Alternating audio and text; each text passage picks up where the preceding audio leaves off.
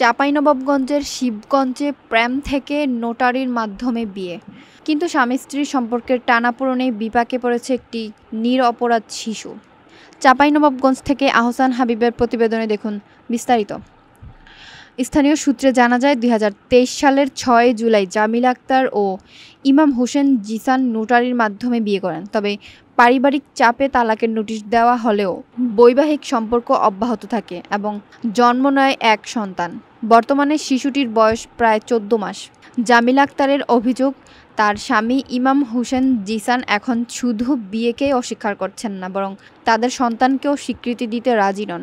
ফলে একদিকে দাম্পত্য কলহ, অন্যদিকে সন্তানের ভবিষ্যৎ নিয়ে দেখা দিয়েছে চরম অনিশ্চয়তা। এ ঘটনায় মামলা চলমান রয়েছে বলে নিশ্চিত করেছেন ইউনিয়ন চেয়ারম্যান। স্থানীয়রা বলছেন, এটি নিছক একটি পারিবারিক দ্বন্দ্ব নয়, বরং সমাজে অগণিত নিরপরাধ শিশুর জীবন কিভাবে জটিলতায় পড়ে যায়, এ ঘটনায় তার বাস্তব উদাহরণ। চুপি চুপি যাইতো, ওখানে যাইতো, বাচ্চার সাথে দেখা করতো, আদর করতো। সে মানুষটা কিভাবে বাচ্চা অস্বীকার করে? বাবা মার সামনে অস্বীকার করে, আবার গ্রামে কেউ যদি জিজ্ঞাসা করে বাচ্চা আমার, বলে আমার খালাতো বোনের বাসায় ৩ দিন যে বাচ্চা দেখে এসছে, আমাকে বলছে তুমি জামিলা, তুমি ওকে নিয়ে যাও, আমি একটু দেখবো, দেখতে মন যাচ্ছে। আমি নিয়ে গেছি, দেখা করেছি বাচ্চার সাথে, কোলে নিয়েছে, ছবিও তুলালছে, যে একটা মামের একটা ছবি থাকবে, আমার ৩ জনের একসাথে ছবিটা থাকবে, ছবিও উঠালছি।